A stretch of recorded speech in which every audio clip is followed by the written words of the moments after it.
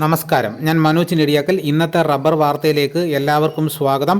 Asian rubber മാർക്കറ്റുകളിൽ നിക്ഷേപകർ ലാഭമെടുപ്പിന് ഇന്ന് മത്സരിച്ചിറങ്ങി. പിന്നിട്ട രണ്ടാഴ്ച റബ്ബർ വിലയിലുണ്ടായ മുന്നേറ്റം മുൻനിർത്തിയാണ് ഇടപാടുകളുടെ ആദ്യ പകുതി ഓപ്പറേറ്റർമാർ ലാഭമെടുപ്പിനായി തിരഞ്ഞെടുത്തത്. ഒസാക്ക എക്സ്ചേഞ്ചിൽ വെള്ളിയാഴ്ച കിലോ 334 യെന്നിൽ ഇടപാടുകൾ അവസാനിച്ച ഒക്ടോബർ അവധി ഇന്ന് തുടക്കത്തിൽ തന്നെ ആടി ഉലഞ്ഞു.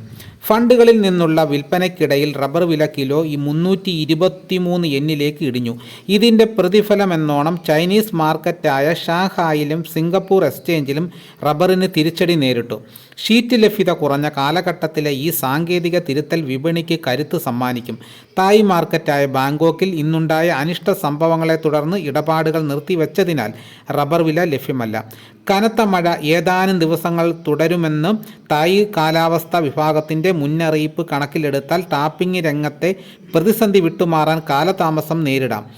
വിദേശത്തു നിന്നുള്ള പ്രതികൂല വാർത്തകളെ തുടർന്ന് കൊച്ചിയിൽ 4ാം ഗ്രേഡ് റബ്ബർ 211 രൂപയിലും RSS-5 1 കിലോയ്ക്ക് 207 രൂപയിലേക്കും ഇടിഞ്ഞു.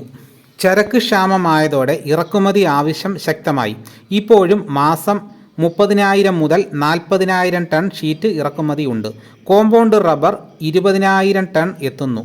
ചരക്ക് കൂടുതൽ ലഭ്യമാക്കണമെന്ന ടയർ കമ്പനികളുടെ ആവശ്യം കേന്ദ്ര സർക്കാർ അംഗീകരിച്ചാൽ റബ്ബർ വില നിലംപൊത്തും.